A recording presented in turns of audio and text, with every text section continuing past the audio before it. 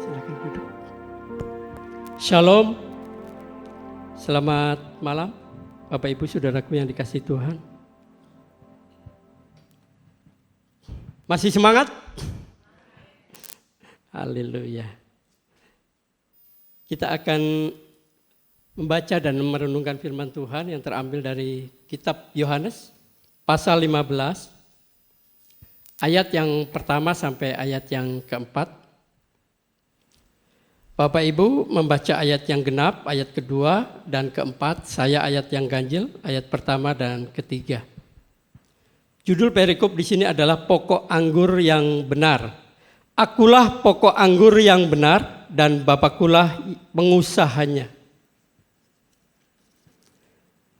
Setiap ranting padaku yang tidak berbuah dipotongnya, dan setiap ranting yang berbuah dibersihkannya supaya ia lebih banyak berbuah. Kamu memang sudah bersih karena firman yang telah kukatakan kepadamu. Tinggallah di dalam aku dan aku di dalam kamu, sama seperti ranting tidak dapat berbuah dari dirinya sendiri kalau ia tidak tinggal pada pokok anggur. Demikian juga kamu tidak berbuah jikalau kamu tidak tinggal di dalam aku. Demikian pembacaan kita. Berbahagialah setiap orang yang mendengar dan merenungkan serta menyatakan firman dalam hidupnya sehari-hari. Haleluya. Bapak Ibu Saudaraku yang dikasihi Tuhan, tema renungan kita adalah hidup bertumbuh dan berbuah. Mungkin perikop ayat-ayat ini tidak asing lagi ya buat kita semua. Namun kita mau mendalami kembali banyak makna-makna yang terkandung di dalam bacaan kita malam hari ini. Yang pertama adalah proses bertumbuh.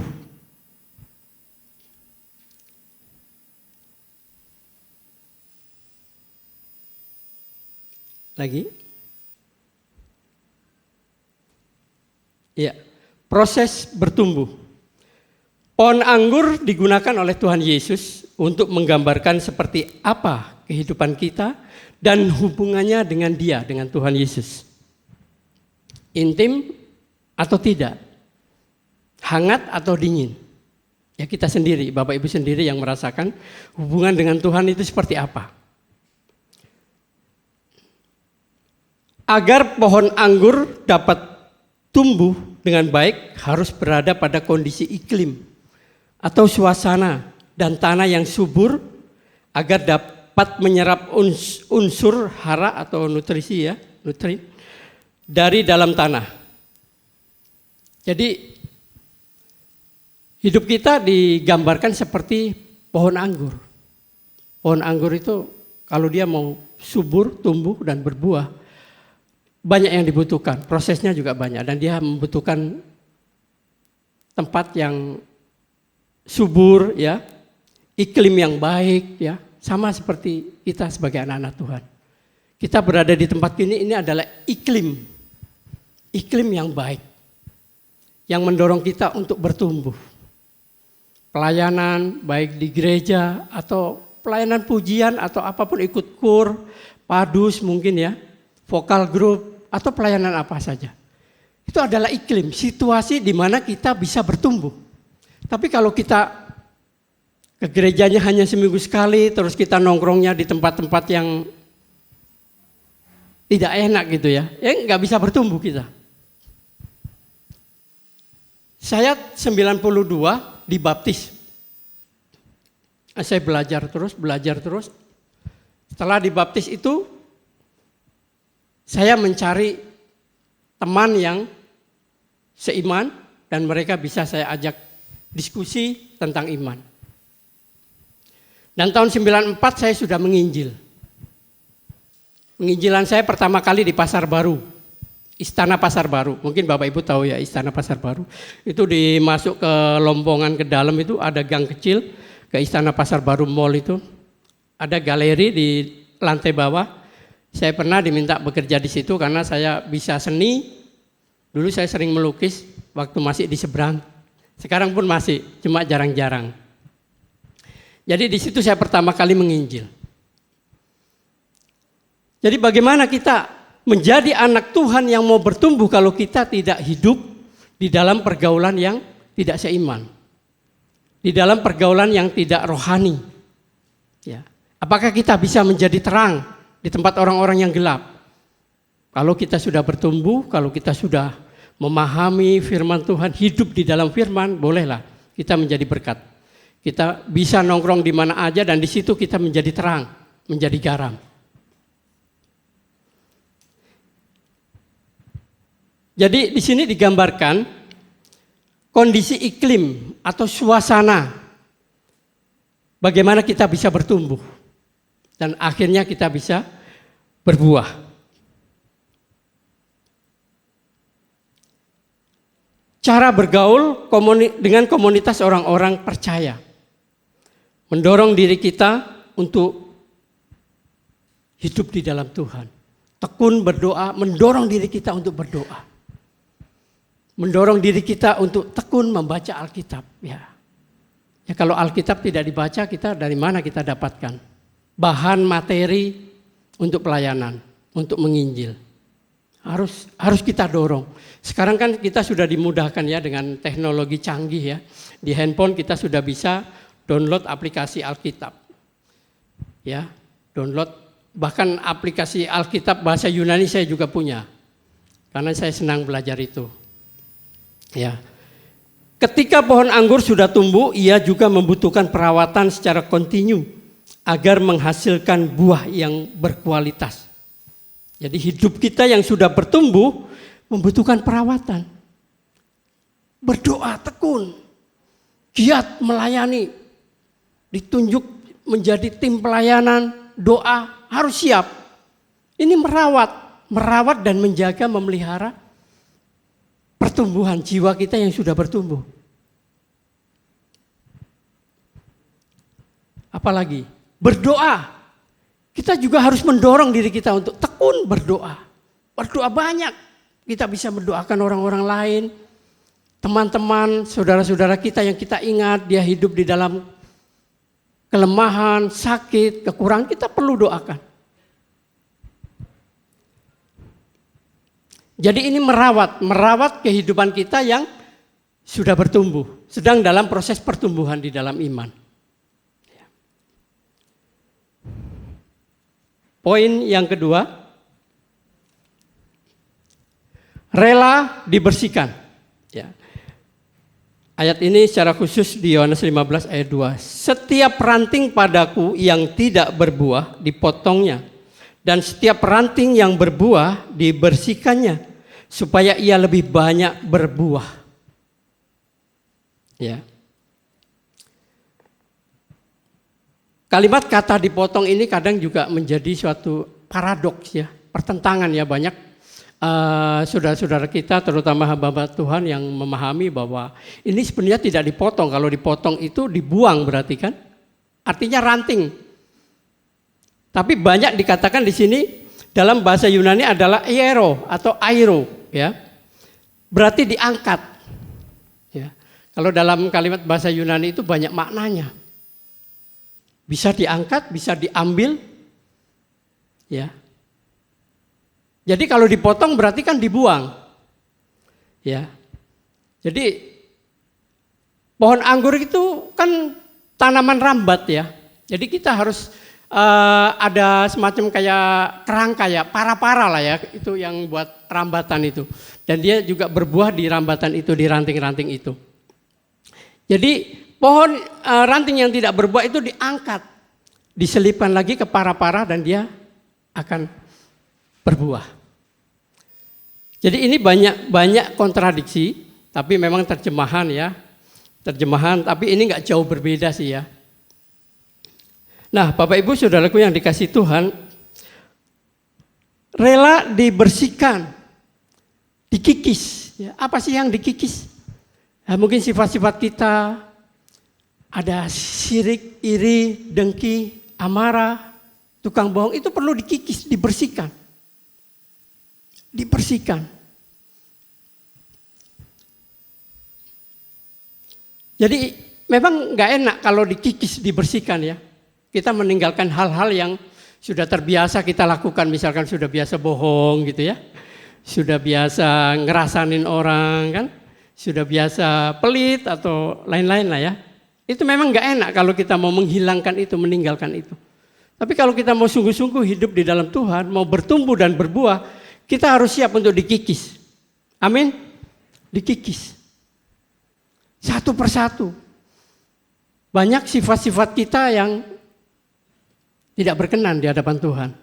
Mungkin Bapak Ibu yang tahu sendiri ya, sifatnya, tahu keadaan dirinya sendiri, bagaimana hubungan dengan Tuhan seperti apa. Jadi Tuhan itu ingin kesiapan diri kita untuk menghadap Tuhan itu. Kita ingat bagaimana umat Israel ketika waktu mau memasuki tanah Kanaan, Tuhan gak mau begitu aja. Wah gak bisa, sunat dulu semuanya. Disunat sama Joshua dan Kaleb. Disunat semua itu. Karena orang-orang yang keluar dari tanah Mesir yang seangkatan dengan Musa itu sudah banyak yang meninggal di tengah jalan. Dan mereka juga yang kena murka Tuhan juga. Jadi orang-orang yang sampai yang mau memasuki tanah Kanaan, menyeberangi sungai Yordan itu, mereka adalah yang waktu keluar dari tanah Mesir masih bayi, masih orok. Dan ada yang lahir di perjalanan juga. Jadi mereka umurnya ya sekitar 40 tahun, 50 tahun. Mereka disunat semuanya. Laki-laki semua disunat. Perempuan enggak ya? Pasti enggak. Karena dalam perhitungan Alkitab itu yang dihitung laki-laki. Disunat untuk mau memasuki tanah Kanaan. Ini kan kita maknai bahwa kita mau menghadap Tuhan itu kita harus lihat hati kita. Pikiran kita. Fokus atau tidak. Hati kita siap enggak? Kudus enggak hati kita? Mau menghadap Tuhan, menghadap yang maha kudus. Ini umat Israel mau memasuki tanah perjanjian, tanah Kanaan. Tuhan gak mau asal-asalan. Bayangkan 40 tahun perjalanan gak ada yang lecet kakinya. Coba kita berjalan seharian. Dari sini ke Tanjung Priok pasti lecet kakinya. Ya kan? Ya. Kalau Bapak Ibu baca di kitab Ulangan itu kitab mengulang. Musa menceritakan tentang perjalanan awal. Karena banyak orang-orang yang gak pernah mendengar waktu itu. Karena mereka masih kecil ya dalam perjalanan. Ya. Itu diulang, dikhotbahkan lagi sama Musa sebelum Musa meninggal ya. Diakhiri hidupnya. Jadi Joshua melanjutkan pelayanan Musa untuk memimpin umat Israel ke tanah Kanaan. Itu harus dibersihkan semua. Dan mereka menyiapkan untuk masuk ke tanah Kanaan itu luar biasa. Jadi benar-benar Joshua itu mempersiapkan. Nanti di sana begini. Jangan menyimpang ke kanan ke kiri. Fokus, kamu harus taat kepada Allah. Itu dipersiapkan semua. Jadi dibersihkan, dikikis artinya kita bisa melihat hati kita, pikiran kita. Yang sering masuk ke pikiran kita itu masuk ke hati. Nah kalau makanan gak ada yang masuk ke hati. Bapak Ibu mau makan B2, B1 sampai 1 bakul juga nggak masalah. Karena itu nggak masuk ke hati, masuknya ke perut, ke lambung, lalu dibuang ke jamban. Tapi kalau pikiran, yang masuk ke pikiran ini, yang jahat ini, itu yang masuk ke hati. Itu tidak menguduskan hati kita. Nah itu yang penting, untuk kita kikis di dalam diri kita. Kita yang tahu, kita mau menghadap Tuhan, mau berdoa, kadang orang asal-asal berdoa ya. Karena dibuatnya doa itu seperti rutinitas gitu ya. Jangan, harus kita persiapkan. Saya aja di tempat kerja kadang, wah ruangan itu saya sapu dulu, saya bersihkan dulu. Meja saya rapikan dulu, berdoa di situ. Di rumah sudah berdoa, di tempat kerja berdoa lagi. Dan berdoa terus, berapa kali saya berdoa di situ. Kita lakukan doa. Karena doa adalah nafas hidup kita. Jadi mengikis, membersihkan supaya kita berbuah.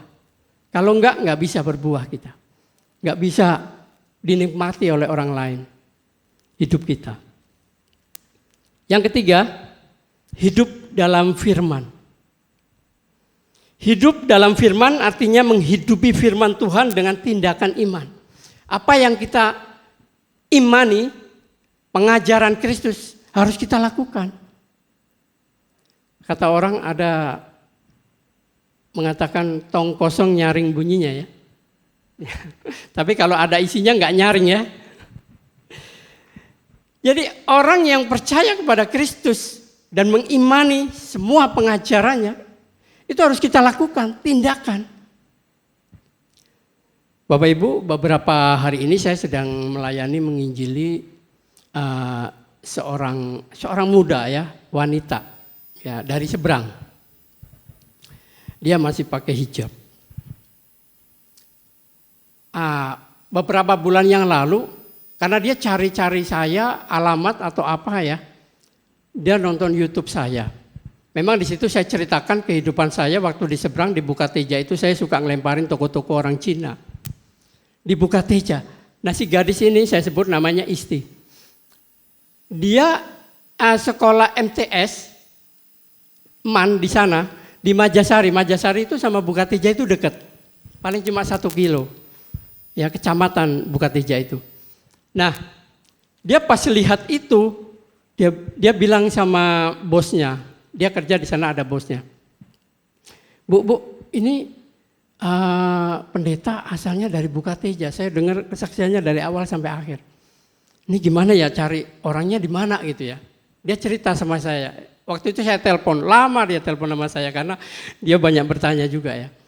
Jadi terus dia cari di IG. Dia ketik Muhammad Ilyasyam. Ketemu di situ. Ketemu. Nah inilah keuntungan dan kelebihan teknologi ya. Ketemu di situ. Lalu dia bilang selamat pagi. Artinya terus perkenalan, minta dibimbing gitu. Nah, saya juga kaget. Wah siapa nih gitu. Lalu saya buka akhirnya kita chat terus nomor HP. Nah akhirnya kita lewat WhatsApp dan dia minta dihubungi ya saya hubungin akhirnya kita melakukan penginjilan lewat handphone. Tapi kita sedang mengupayakan untuk bertemu. Siang tadi dia WA saya begini, Pak saya kira-kira masih lama nggak kalau dibaptis kan? Wih luar biasa ini imannya ini. Dia tanya begitu. Kita ketemu 2 kali dulu ya. Tapi sesudah baptis masih tetap kita muridkan gitu ya. Oh iya Pak, siap Pak kan gitu. Jadi puji Tuhan ya, ini karya Tuhan luar biasa. Kadang kita dipakai Tuhan itu, Bapak Ibu siap untuk dipakai Tuhan. Harus siap. Nah si istri ini tinggalnya di Tangerang. Di sana kerja, sudah 1 tahun kerja. Dan dia bilang saya sudah bilang sama ibu Pak, namanya bosnya ini Bu Claudia. Nanti ibu akan luangkan waktu karena ibu memang sibuk sekali, banyak usahanya, urusannya katanya. Oh ya siap, dengan senang hati saya tunggu, saya bilang gitu. Jadi ini luar biasa. Dia katakan nih, Pak saya ntar gimana kalau orang kampung tahu saya sekarang jadi Kristen katanya. Saya tanya ikut Yesus itu pikul salib loh, saya bilang gitu. Nah kita harus ceritakan, gak enaknya, jangan ceritakan enaknya. Gak enaknya kita harus ceritakan. Ya, saya kasih ayat di Matius itu yang Yesus mengatakan begini. Aku datang bukan membawa damai, tapi pedang. Saya katakan ke dia, kok gitu ya Pak? Iya, buat kita. Karena kita nanti akan dipisahkan dengan orang-orang terdekat kita yang tidak seiman dengan kita. Disitulah kita akan merasakan pedih, bergumul. Lalu saya cerita tentang diri saya juga. Akhirnya dia semakin kuat. Bapak Ibu kalau kita menginjili itu, yang gak enak kita ceritakan. Yang gak enak kita ceritakan. Tuhan Yesus enak gak? Gak enak Tuhan Yesus. Hidupnya juga gak enak. Sama kita anak-anak Tuhan juga. Di dalam Yohanes 8 ayat 51 dikatakan sesungguhnya barang siapa menuruti firman-Ku, kata Yesus ya, ia tidak akan mengalami maut sampai selama-lamanya. Maut tidak akan kita alami. Karena Yesus sudah mati untuk kita. Kematian Yesus adalah meniadakan maut bagi orang percaya. Meniadakan maut. Bagaimana waktu Musa di padang gurun dia disuruh Tuhan untuk, karena waktu itu umat Israel marah sama Tuhan kan. Dia lapar, dia marah. Dia kekurangan apa-apa, marah. Akhirnya Tuhan murka. Dia datangkan ular-ular tedung kan, digigit. Banyak yang mati kan, digigit ular. Lalu Musa, Tuhan kalau begini nanti habis umatmu, kata Musa gitu ya. Ya sudah, kamu buat patung ular tedung dari tembaga. Dibuatlah sama Musa. Bila mana orang-orang Israel yang melihat patung ular tembaga itu, dia akan tahir, sembuh. Ini adalah tipologi tentang Yesus yang di kayu salib. Kita memandang Yesus, kita mengimani Yesus, menerima Dia sebagai Tuhan dan Juru Selamat, kita diselamatkan. Amin. Diselamatkan. Jadi Tuhan ini membuat sesuatu yang unik. Jadi nggak mungkin Tuhan langsung mengusir semua ular-ular itu, tidak. Tapi ada proses di situ yang harus kita lakukan. Sama kita percaya kepada Kristus juga ada proses. Nggak enak hidup di dalam Kristus itu. Tapi keselamatan jangan ditanya. Keselamatan sudah dijamin. Nanti di rumah Bapak Ibu baca di Yohanes 10 ayat 28. Tidak akan binasa orang yang hidup di dalam Kristus. Itu jaminan dari Tuhan Yesus. Firman Tuhan pelita dalam hidup kita. Ia yang memberikan cahaya terang atas sikap hidup kita. Jadi kalau firman itu hidup di dalam diri kita, kita terang. Terang bukan dalam arti terang lampu ya. Artinya di gelap nanti jadi terang gitu ya, enggak ya. Terang dalam arti pikiran kita terang. Tidak ada sesuatu yang jahat masuk ke dalam diri kita. Karena apa? Karena ada firman di dalam diri kita. Ada Kristus yang kita imani di dalam diri kita. Jadi jalan kita terang. Tidak ada pikiran-pikiran yang jahat masuk ke dalam diri kita. Menjaga kekudusan hidup sesuai firman Tuhan. Oleh karena itu hidup kudus menjadi kunci adanya kedekatan hubungan kita dengan Kristus. Ini ada di 1 Petrus 1 ayat 16. Kuduslah kamu karena aku kudus. Jadi Tuhan pengen kita ini serupa dengan Dia. Kudus, memiliki kekudusan dalam diri kita. Kekudusan. Artinya apa? Tidak ada kejahatan-kejahatan yang masuk di dalam diri kita. Kalau ada misalkan roh syirik di dalam diri kita, datang kepada Tuhan Yesus, minta ampun, lepaskan semuanya itu. Kikis habis. Menerapkan pikiran-pikiran Kristus dan pola hidupnya. Ada di Filipi 2 ayat 5 dikatakan, hendaklah kamu dalam hidupmu bersama menaruh pikiran dan perasaan yang terdapat juga dalam Kristus Yesus. Jadi pikiran Kristus harus kita miliki. Amin. Harus kita miliki. Kasih, sabar, lemah lembut, pengampun. Banyak ya, buah-buah roh ada itu. Jadi pola hidupnya Kristus juga harus kita terapkan, aplikasikan di dalam kehidupan kita. Bagaimana kita sudah khatam ya, membaca Injil ya, 4 Injil kita baca.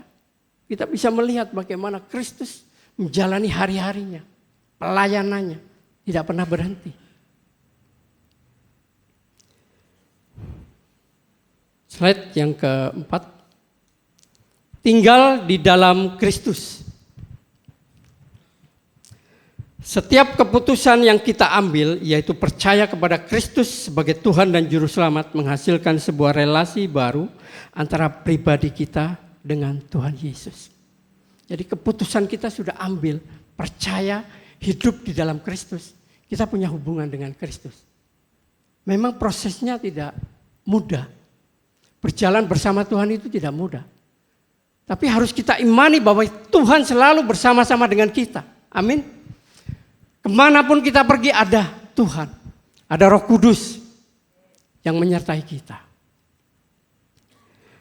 Pertobatan bukanlah titik akhir suatu kemenangan atas dosa. Melainkan awal mula dari rangkaian lembaran cerita baru bersama Kristus. Jadi kalau orang bertobat itu enggak selesai sampai di situ. Selama kita masih hidup, kita ada di tengah-tengah serigala. Serigala itu bukan cuma manusia, tapi roh-roh jahat juga termasuk. Itu yang bisa mempengaruhi kita, yang bisa menggoda kita. Jadi pertobatan itu enggak cuma sekali. Saya misalkan, dari seberang, saya percaya Yesus, jadi pengikutnya. Itu bertobat kata orang. Bukan. Tapi masih ada sesuatu yang harus kita pertobatkan di dalam diri kita. Tadi yang saya katakan ketika dikikis, itu juga perlu dipertobatkan. Kebiasaan-kebiasaan buruk, kejahatan-kejahatan dalam pikiran kita, dipertobatkan. Minta ampun sama Tuhan. Lepaskan pikiran-pikiran jahat.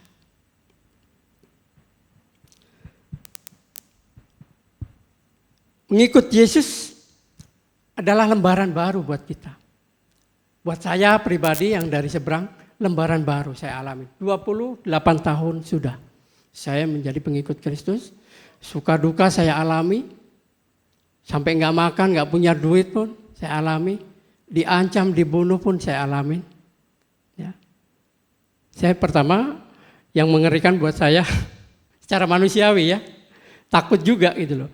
Ketika saya ditelepon oleh seseorang yang belum saya kenal, namanya Yusuf Winata. Akhirnya saya kenal, dia seorang Tionghoa. Dia dari Mu'alaf di Bintaro, ngajinya di sana juga ngajinya. Dia telepon saya, Pak bisa nggak ke rumah saya kan? Nah saya ke rumah dia, naik motor di Jati Asih. Jati Asih saya nggak tahu kalau dia itu keluarganya itu semuanya itu dari seberang, orang seberang. Termasuk istrinya. Makanya waktu saya di kamar sama Pak Yusuf Winata ini, istrinya mondar-mandir aja kayak curiga gitu. Padahal saya diperkenalkan sama Pak Yusuf Winata. Kenalkan nih Ustadz Muhammad Ilyasam dari Jakarta. Dikenalkan Ustadz saya.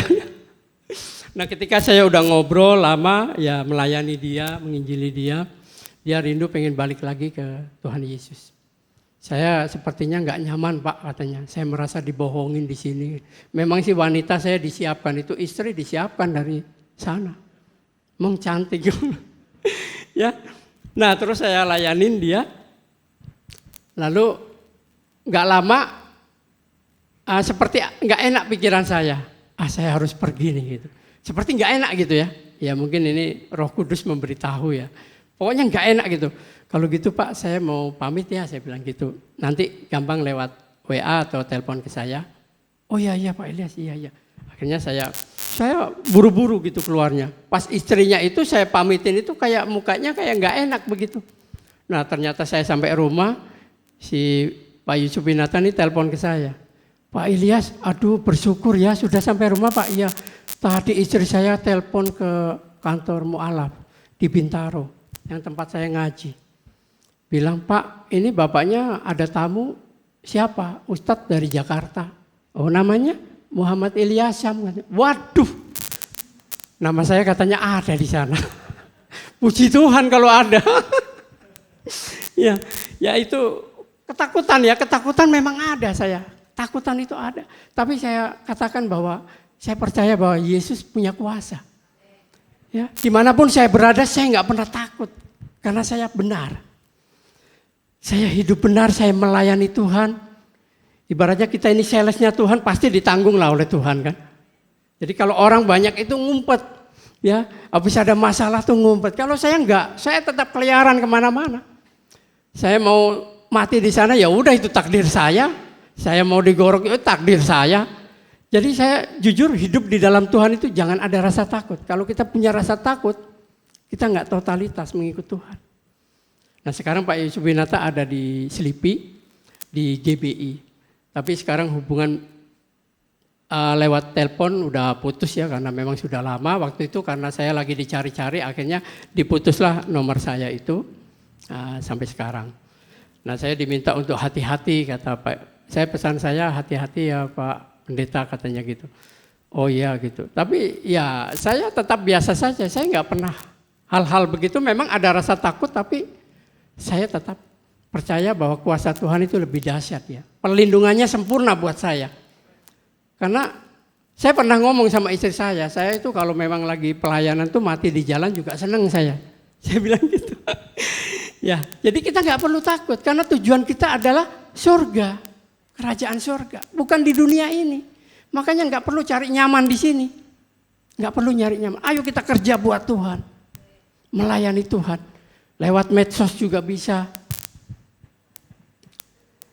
Yang terakhir, inisiatif atau gagasan untuk memulai relasi lebih dahulu datang dari pribadi Tuhan. Jadi Tuhan sendiri ya yang minta kepada kita untuk hidup di dalam Dia. Ia ingin agar kita memiliki pengalaman bersamanya, bertumbuh dan menghasilkan buah. Jadi kalau kita ikut Tuhan, berjalan bersama Tuhan, pasti kita bertumbuh. Seperti ranting yang melekat pada pokok anggur, melekat pada Kristus. Orang yang melekat pada Kristus kelihatan hidupnya. Kelihatan hidupnya. Tapi kalau orang yang gak melekat, wah. Ya, saya beberapa kali mengajak seorang teman, yuk kita ke rumahnya si A, dia takut katanya. Oh enggak, beda iman katanya, dia bilang gitu. Artinya orang yang mau saya layani itu beda iman. Loh saya diundang kok, saya bilang gitu kan. Tapi dia takut. Jadi ini, kita jangan setengah-setengah mengikut Tuhan. Totalitas, enggak perlu takut. Keselamatan dijamin, enggak perlu takut kita. Baca di Yohanes 10. Ayat 28, jelas itu keselamatan. Orang yang percaya tidak akan binasa sampai selama-lamanya dan tidak seorang pun merebut dari tangan. Kalau kita hidup melekat pada Kristus, kuasa-kuasa jahat pun tidak bisa mempengaruhi kita. Amin. Tidak bisa mempengaruhi. Jadi mari Bapak Ibu, mulai saat ini kita mau sungguh-sungguh hidup di dalam Kristus. Jangan takut. Jangan takut kita menginjili siapapun, orang yang tidak kita kenal sekalipun. Orang yang berbeda, yang dari seberang, ayo kita beritakan, sampaikan. Kita nggak punya target, yang punya target itu Tuhan, Roh Kudus. Kita hanya menyampaikan berita, kabar berita anugerah keselamatan.